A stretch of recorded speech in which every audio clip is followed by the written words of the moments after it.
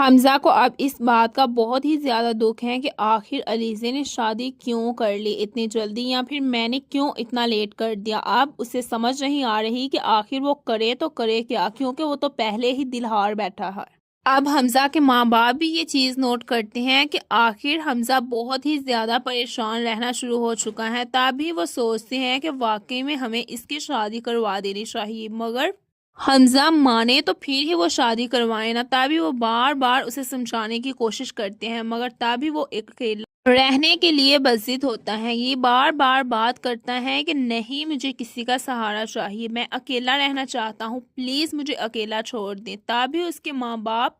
امایا کو روک لیتے ہیں، یہ کہتے ہوئے کہ امایا پلیز تم ابھی یہاں سے نہ جاؤ، ہم جانتے ہیں کہ حمزہ بہت ہی زیادہ پریشان ہے اور تمہارے علاوہ اسے کوئی اور نہیں سنبھال سکتا۔ اب امایا یہ بات سن کر بہت ہی زیادہ غصہ کرتی ہیں، کیونکہ وہ پہلے بھی یہاں کسی اور کے لیے نہیں بلکہ حمزہ کے لیے آئی ہوئی تھی، اور حمزہ نے سب کے سامنے جس طرح سے اس کو رنگ پہنا کر انکار کیا ہے، اب امایا کہ وہ ضد تو بن چکا ہے، مگر اب وہ مزید اپنے جذبات کے ساتھ کھیلنے نہیں دے سکتی۔ یہی وجہ ہے کہ اب سیدھا سیدھا صاف صاف ان لوگوں کو یہ کہہ دیتی ہیں کہ آپ لوگوں کو کچھ خیال کرنا چاہیے، اس طرح میرے جذبات کے ساتھ کھیلنا کسی کو بھی میں گوارا نہیں کرتی اور نہ ہی کسی کو الو کر سکتی ہوں۔ یہ آپ تھی اور موم تھی جنہوں نے مجھے یہ بات بار بار کہہ کے حمزہ کو میرے دل میں ڈالا کہ حمزہ سے تمہاری شادی کریں گے، اور یہ بات میں کیسے بھول سکتی تھی۔ یہی وجہ سے آج تک میں نے نہ تو کسی اور کے بارے میں سوچا تھا اور نہ ہی میں کسی اور کا تصور کر سکتی تھی، مگر حمزہ نے کیا کیا، میرے جذبات کا مذاق بنا دیا اور صاف صاف انکار کر دیا۔ یہاں تک کہ میں اسے بار بار اس بات کا احساس دلاتی رہی تھی کہ میں کسی اور سے نہیں، تم سے محبت کرتی ہوں اور تمہارے علاوہ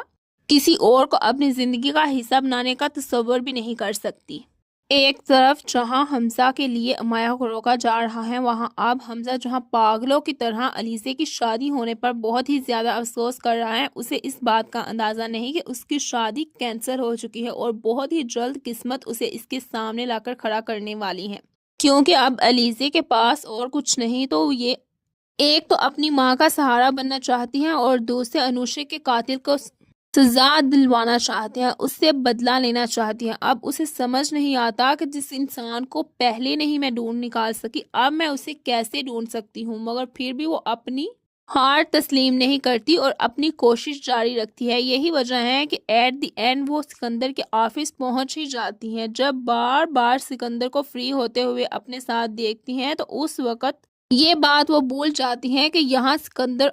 امپلائی نہیں بلکہ باس ہیں، اس لیے وہ سکندر کی انسلٹ سب کے سامنے کر دیتی ہیں، اور سکندر اب یہی سوچتا ہے کہ نہیں، یہ لڑکی تو بہت ہی الگ لڑکی ہے، اس لیے اسے میری زندگی میں آنا ہی ہوگا، مگر اسے اس بات کا اندازہ نہیں کہ اس کا بھائی پہلے ہی اس لڑکی پہ دل ہار چکا ہے۔ مگر حمزہ کو ابھی تک اس بات کا علم نہیں کہ علیزے اس آفس میں آ چکی ہیں اور یہاں ہی جاب کر رہی ہیں۔ اب بہت ہی زیادہ دنوں بعد جب حمزہ آفس میں آتا ہے تو ایک دم علیزے کو دیکھ کر چونک جاتا ہے، ایسے جیسے اس کی جان میں جان آ جاتی ہے۔ تبھی وہ سوچتا ہے کہ نہیں، یہ کوئی خواب ہے۔ تبھی اپنے ڈیڈ کے پاس سیدھا جاتا ہے اور کہتا ہے کہ یہ لڑکی کون ہے، تو تب اس کا ڈیڈ بتاتا ہے کہ یہ نیو امپلائی ہے ہماری، اور تم نے آج سے پہلے اس طرح کسی بھی امپلائی کے بارے میں تشویش نہیں کی، تو پھر آخر اس کے بارے میں ہی کیوں؟ یہ بات سننے کے بعد اب حمزہ کہتا ہے کہ نہیں، کیا میرا پوچھنا آپ کو برا لگا ہے یا میں نہیں پوچھ سکتا؟ یہ بات سننے کے بعد حمزہ کا ڈیڈ ایک دم سے چونک جاتا ہے اور کہتا ہے کہ حمزہ، آج کل تم چھوٹی چھوٹی بات پر ریئیکٹ کر رہے ہو، مگر مجھے سمجھ نہیں آتا کہ آخر تمہارے ساتھ مسئلہ کیا ہے۔ جب تک تم اپنی پرابلم ہمارے ساتھ شیئر نہیں کرو گے تو ہمیں کیسے علم ہوگا کسی بھی پرابلم کا؟ یہ بات سننے کے بعد اب حمزہ صاف صاف یہی کہتا ہے کہ ڈیڈ پلیز، آج میں بہت ہی زیادہ خوش ہوں، اس لیے نہ تو میں جھگڑے میں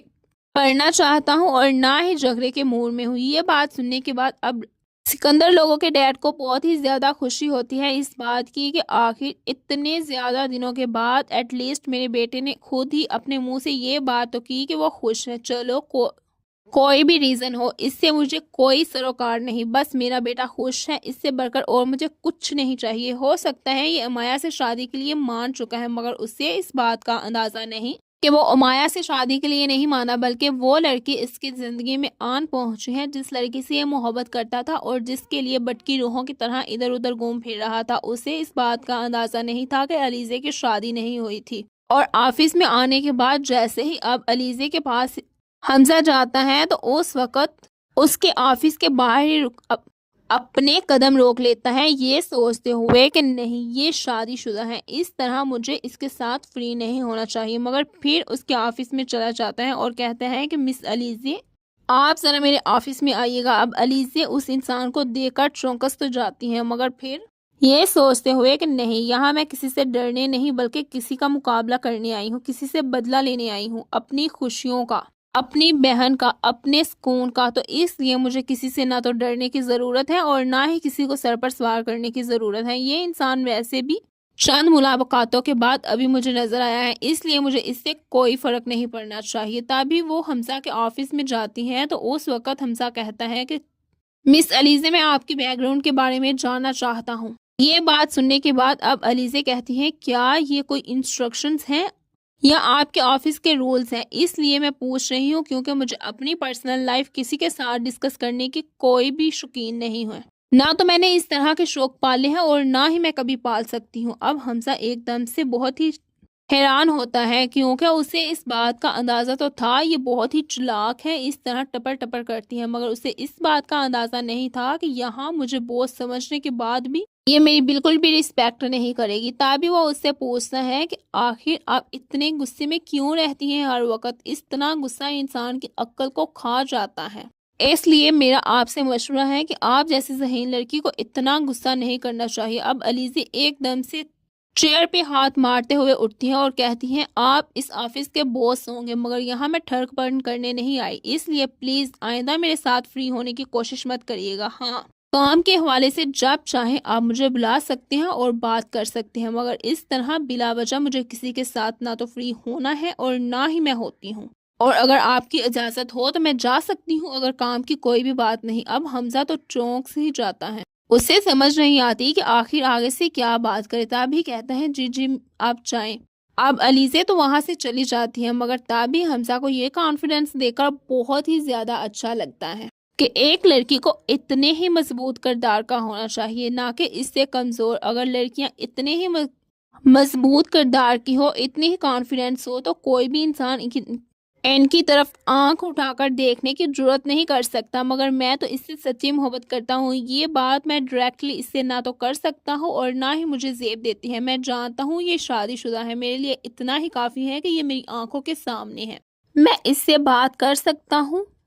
اس کی آواز سن سکتا ہوں۔ اب سکندر یہ سوچتے ہوئے کمرے میں آتا ہے کہ آخر میں جانوں حمزہ نے اس لڑکی کو کیوں بلایا تھا۔ تو تابی جیسے ہی کمرے میں انٹر ہوتا ہے تو اس وقت دیکھتا ہے کہ حمزہ مسکرا رہا تھا جیسے ہی علیزے کمرے سے گئی تھی۔ اب یہ دیکھنے کے بعد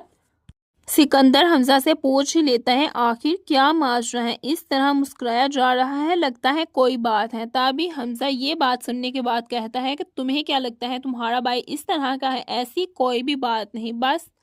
کوئی بات یاد آ گئی تھی جس کی وجہ سے ہنس رہا تھا، ورنہ علیزے سے ریلیٹڈ کوئی بھی بات نہیں۔ اب سکندر کو بھی یہ بات سن کر سکون ہوتا ہے، چلو یہ لڑکی تو میری نظروں میں ہے، اگر حمزہ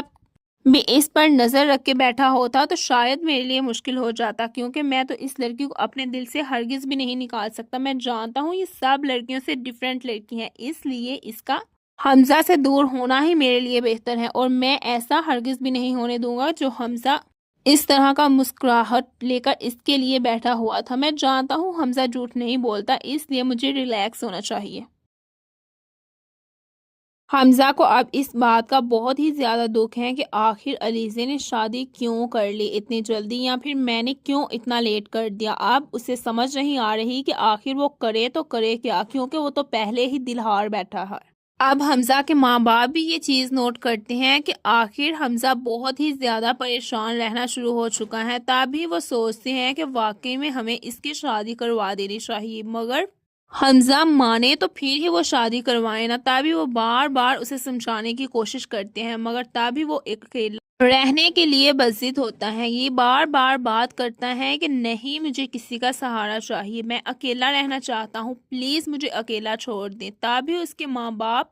امایا کو روک لیتے ہیں یہ کہتے ہوئے کہ امایا پلیز تم ابھی یہاں سے نہ جاؤ، ہم جانتے ہیں کہ حمزہ بہت ہی زیادہ پریشان ہے اور تمہارے علاوہ اسے کوئی اور نہیں سنبھال سکتا۔ اب امایا یہ بات سن کر بہت ہی زیادہ غصہ کرتی ہیں کیونکہ وہ پہلے بھی یہاں کسی اور کے لیے نہیں بلکہ حمزہ کے لیے آئی ہوئی تھی اور حمزہ نے سب کے سامنے جس طرح سے اس کو رنگ پہنا کر انکار کیا ہے، اب امایا کہ وہ ضد تو بن چکا ہے مگر اب وہ مزید اپنے جذبات کے ساتھ کھیلنے نہیں دے سکتی۔ یہی وجہ ہے کہ اب سیدھا سیدھا صاف صاف ان لوگوں کو یہ کہہ دیتی ہیں کہ آپ لوگوں کو کچھ خیال کرنا چاہیے، اس طرح میرے جذبات کے ساتھ کھیلنا کسی کو بھی میں گوارا نہیں کرتی اور نہ ہی کسی کو الو کر سکتی ہوں۔ یہ آپ تھی اور موم تھی جنہوں نے مجھے یہ بات بار بار کہہ کے حمزہ کو میرے دل میں ڈالا کہ حمزہ سے تمہاری شادی کریں گے، اور یہ بات میں کیسے بھول سکتی تھی۔ یہی وجہ سے آج تک میں نے نہ تو کسی اور کے بارے میں سوچا تھا اور نہ ہی میں کسی اور کا تصور کر سکتی تھی، مگر حمزہ نے کیا کیا، میرے جذبات کا مذاق بنا دیا اور صاف صاف انکار کر دیا، یہاں تک کہ میں اسے بار بار اس بات کا احساس دلاتی رہی تھی کہ میں کسی اور سے نہیں تم سے محبت کرتی ہوں اور تمہارے علاوہ